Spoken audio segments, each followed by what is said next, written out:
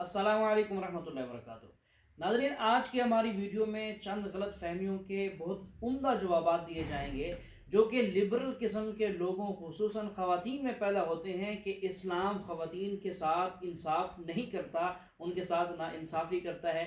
जैसा कि एक ख़ातून की गवाही एक मर्द के बराबर नहीं है, जब बल्कि दो ख़वातीन हो एक मर्द हो तो दो ख़वातीन की एक आदमी के मुकाबले में गवाही बराबर होती है।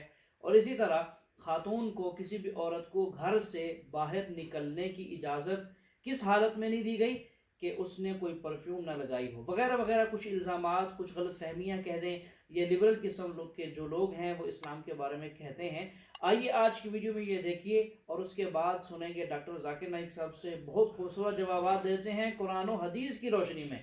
तो आपसे गुजारिश है वीडियो में हमारे साथ आखिर तक रहिएगा ताकि आपको मुकम्मल मालूमात मिल सके, और इसी तरह हमारे चैनल को सब्सक्राइब करना बिल्कुल न भूलिएगा। मुझे जो जानकारी मिली उसमें कहा गया कि भाई इस्लाम में महिलाओं की गवाही आधी होती है, तो बतौर पत्रकार भी और बतौर महिला भी मेरे मन में ये सवाल आया, और कई हमारे न्यूज़ रूम में जब हम बात कर रहे थे लोगों से उनके मन में भी सवाल आया कि वाकई में ऐसा है या मुल्ला मौलानाओं ने ये खामखा महिलाओं को पेट्रियार्कल सोसाइटी के चलते ये गलत ज्ञान दे दिया है। नहीं, महिलाओं को अल्लाह ताला ने कुछ ख़ास खुसूसियतें दे के दुनिया में भेजा है। उन खुसूसियात के चलते उनके फ़ैसला करने की सलाहियत में या उनके भावनाओं में बहने में उनको इस तरह से मात्र एक माँ लाख उसकी औलाद कोई गलती करे लेकिन उसके लिए वो औलाद होगी, वो उसके साथ खड़ी होगी, भले से वो क्रिमिनल हो, भले से उसने कितना भी बड़ा गुनाह किया हो, कहेगी इसको तो छोड़ो, इसने क्या किया, इसने कुछ नहीं किया। तो अब यहाँ पे सवाल ये आता है कि वो कैटेगरी बदल जाती है। अच्छा, तो सबसे पहले मैं आपको ये बता दूं कि सही अल बुखारी की हदीस है 2658। इसमें लिखा है the prophet said is in the witness of a woman equal to half of that of a man. मतलब कि रसूल सल्लल्लाहु अलैहि वसल्लम से क्वेश्चन पूछा गया कि एक जो औरत है उसकी गवाही जो है वो आधी है, तो उन्होंने ये कहा कि यस, और उन्होंने कहा कि इस वजह से है, this is because of the deficiency of a women's mind.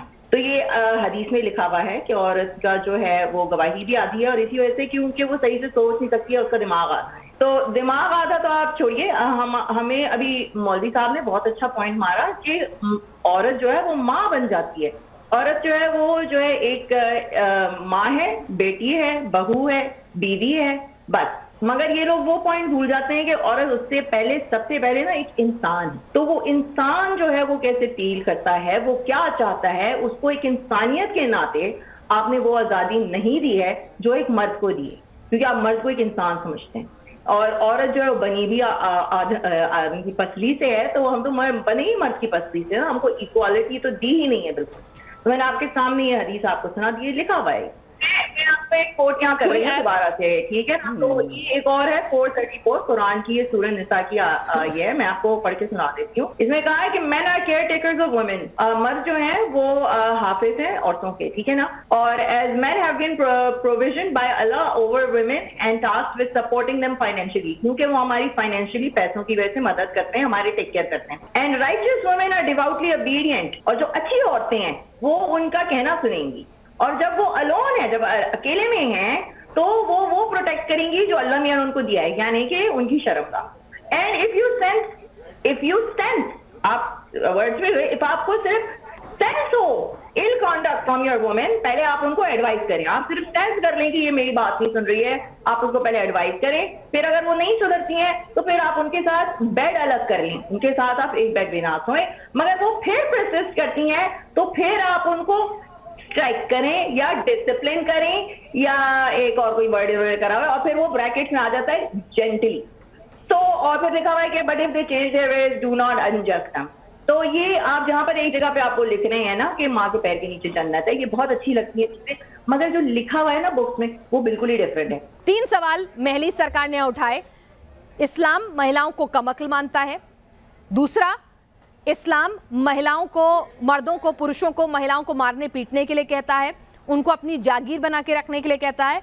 महिलाओं को सज संवर कर, तैयार होकर, इत्र लगाकर घूमने फिरने की इजाजत नहीं है। इन तीनों पर आप बता दीजिए, अगर ये गलत बयानी कर रही हैं, अगर इनकी जानकारी गलत है तो आप दुरुस्त कीजिए बाकायदा हदीस का, कुरान का हवाला देकर। मैं चाहूंगी कि सबके सामने अच्छी छवि जाए इस्लाम की। تینوں جانکاریاں ان کی غلط ہے، تینوں جانکاریاں ان کی غلط ہے۔ اب میں بتاتا ہوں، مسجد نبوی میں جب کبھی بھی رسول اللہ علیہ وسلم بیٹھے ہوا کرتے تھے اور جناب فاطمہ زہرا ان کی بیٹی تشریف لاتی تھی تو خود کھڑے ہو جاتے تھے اپنی جگہ سے، اور جہاں پہ خود بیٹھے ہوتے تھے وہاں پہ بٹھاتے تھے ان کو۔ جب کبھی بھی جناب فاطمہ زہرا صلوات اللہ علیہ کے گھر کے سامنے سے گزرتے تھے، اصحاب ساتھ میں ہوتے تھے تو ان کے دروازے پہ جا کے سلام کرتے تھے۔ تعظیم، عورتوں کی تعظیم یہ بتائیں گی اسلام میں؟ بتائیے، کسی بھی اسلامک کتاب کو کوٹ کر لیے وہ بتا دے کہ غلط ہے یہ۔ دیکھیں، ان کا دعویٰ یہ ہے کہ اسلام عورت کو سارے حقوق دیتا ہے، اور میں یہ دعویٰ کہہ رہی ہوں کہ اسلام نہیں دیتا ہے، کیونکہ آپ کی گواہی آدھی ہے، آپ کی انہیریٹنس آدھی ہے، آپ کو بندہ مار سکتا ہے۔ اسلام میں عورت کو انسان نہیں سمجھا جاتا ہے، کیونکہ آپ اگر دیکھیں، اگر ساری جو عورتیں آپ کو دکھ رہی ہیں نا کام کرتے ہوئے، وہ مسلمان ہیں، وہ اسلام کو ڈیفرنٹ طریقے سے فالو کرتے ہیں۔ ان بدچلن عورتوں کو مارنے کا حکم ہے جو تمہارے ساتھ خیانت کرے، اور بدچلن جو پروش کو مارنے کا لوگ حکم ہے زنا کیا؟ کرے، مہیلا لے کے غیر مارے کیا مردوں بدچلن کے پروش ساتھ کو؟ سوئے، یہ حکم ہے کیا؟ بالکل بالکل اچھا، بالکل بدچلن پروش کو اتنے پتھر مارے جائے کہ جب تک وہ پتھروں کے اندر ڈوب نہ جائے، اگر بچ جائے تو معافی کے لائق ہے، اگر مر جائے تو ختم۔ نے ابھی تک نہیں بتایا کہ میک اپ کرنا، پرفیوم لگانا الاؤڈ ہے کہ نہیں؟ نہیں، میں نہیں سرکار، ایک ہاں یا نہیں؟ پرفیوم کر لگانا، میک اپ کرنا الاؤڈ ہے بالکل کہ نہیں؟ الاؤڈ ہے، بالکل الاؤڈ ہے۔ محرم اپنے شوہر کے سامنے شوہر کے سامنے نہیں، میرا شوہر نہیں ہے، میں مسلم ہوں، میں لگانا چاہتی ہوں بھائی، ضروری تھوڑی ہے کہ شوہر ہی چاہیے مجھے میک اپ کرنے کے لیے؟ میں نہیں ہے شوہر میرا، نہیں کرنا مجھے شوہر، میں پھر بھی میک اپ لگانا چاہتی ہوں۔ اپنے گھر میں لگائیں نا، آپ اپنے گھر میں لگائیں۔ عورت کسی بھی دھرم میں نمائش کی وستو نہیں ہے۔ ارے نمائش کی میک اپ کرنا کہ نمائش کی وستو ہو جاتا ہے؟ عورت بیٹی ہے، یہ تینوں۔ ارے ایک منٹ، اگر میں اپنے دفتر کاجل لگا کے پرفیوم لگا کے جانا چاہتی ہوں تو کیا نمائش کی وستو ہو گئی؟ کیا بات کر رہے ہیں حاجی صاحب؟ دو خواتین کی گواہی ایک مرد کے برابر ہے، اسی لیے اسلام خواتین کو ذلیل کرتا ہے۔ آپ جب قرآن مجید پڑھیں گے تو کئی جگہ، 5 یا 6 جگہ قرآن مجید میں ذکر آتا ہے گواہی کے بارے میں۔ صرف ایک جگہ، صرف ایک ہی آیت میں اشارہ ہے کہ 2 خواتین کی گواہی ایک مرد کے برابر ہے، اور وہ ہے سورہ بقرہ، سورہ نمبر 2، آیت نمبر 282، چیپٹر 2 ورس نمبر 282، اور یہ قرآن مجید کی سب سے لمبی آیت ہے۔ سورہ بقرہ سورہ نمبر 2 قرآن مجید کے سب سے لمبا سورہ ہے، اور اس میں سب سے لمبی آیت ہے 282۔ یہاں اللہ سبحانہ وتعالیٰ فرماتے ہیں کہ اے مومنو، جب بھی آپ آپس میں کوئی پیسے کا لین دین کرتے ہیں ایک مقرر وقت کے لیے، آپ اس کو لکھ لو، اور آپ میں سے 2 مرد کی گواہی لو۔ اگر آپ کو 2 مرد نہیں ملتے تو 1 مرد اور 2 عورت، تاکہ ایک اگر غلطی کرے تو دوسری اسے سدھارے۔ اکثر آپ اردو ترجمے میں یا انگریزی ترجمے میں پائیں گے ترجمہ، اگر ایک عورت بھول جائے تو دوسری اسے یاد دلائے، یہ ترجمہ غلط ہے۔ عربی لفظ تزیل، تزیل کا مطلب غلطی کرنا۔ اگر کوئی عورت غلطی کرے، ایک غلطی کرے تو دوسری اسے سدھارے۔ اور اس کی کیا وجہ ہے؟ اس کی وجہ یہ ہے کہ اسلام میں جتنی بھی معاشی ذمہ داری ہے، all the financial aspect is laid on the shoulders of the man۔ جتنی معاشی ذمہ داری اسلام میں ہیں وہ مردوں کے کندھوں پہ ڈالی اللہ سبحانہ وتعالیٰ نے۔ عورتوں کو ایک بھی پیسہ کمانے کی ضرورت نہیں اپنے زندگی کو بسر کرنے کے لیے، ایک بھی پیسے کمانے کی ضرورت نہیں۔ اور عورت کے شادی کے پہلے والد اور اس کے بھائی کی ذمہ داری ہے، اور عورت کے شادی کے بعد اس کے مرد اور اس کے بیٹے کی ذمہ داری ہے کہ وہ اس کی ساری معاشی ذمہ داری کا خیال رکھے، کپڑا پہننا، رہنا، روٹی، کپڑا، مکان، سب کچھ۔ خاتون کو جینے کے لیے ایک بھی پیسے کمانے کی ضرورت نہیں، اور کیونکہ ساری ذمہ داری مرد کے کندھوں پہ ڈالی ہے، اسی لیے اسلام میں معاشی فائنینشیل اسپیکٹس میں مرد زیادہ بہتر ہے۔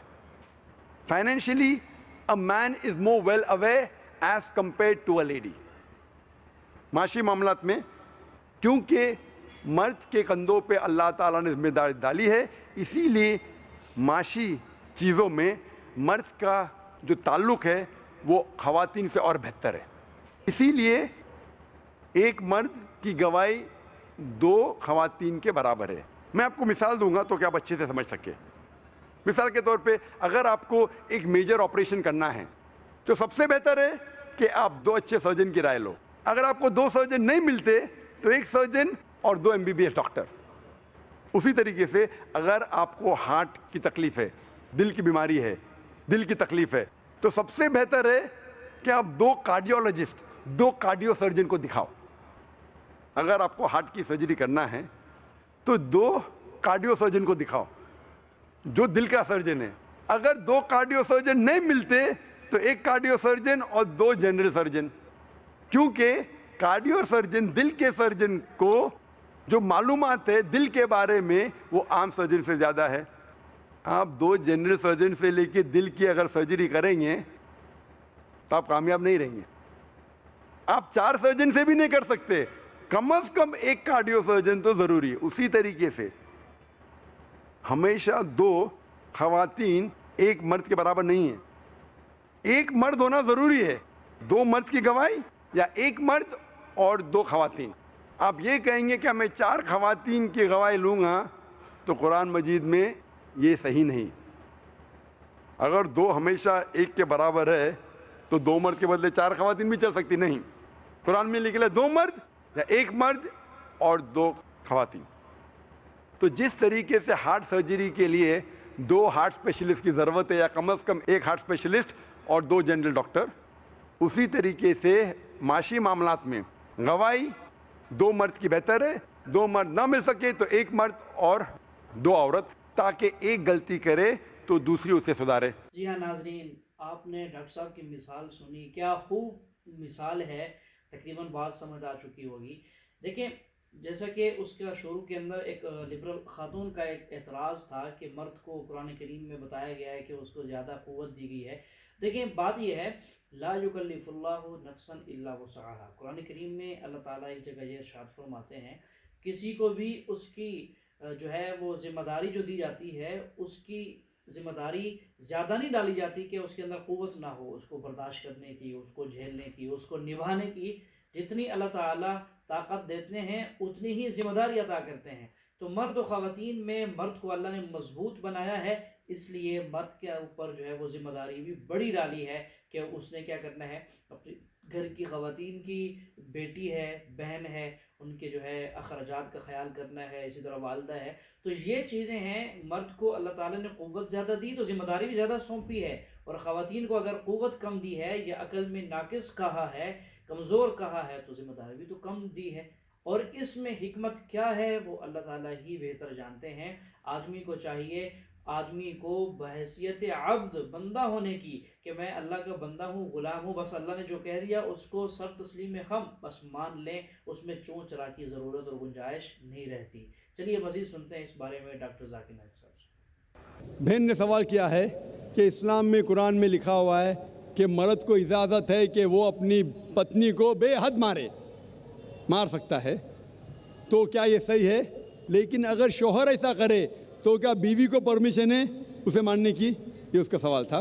جو بہن سوال کر رہی ہے وہ قرآن مجید کی ایک آیت کا حوالہ دی نے, ان نے میں دینا چاہتا ہوں. سورہ نساء کا سورہ نمبر 4 آیت نمبر 34 میں جہاں لکھا ہوا ہے کہ اگر بیوی شوہر کی بات نہیں مانتی, کچھ حرام کرتی یا نافرمانی کرتی ہے, تو پہلے شوہر بیوی کو پیار سے سمجھانا چاہیے.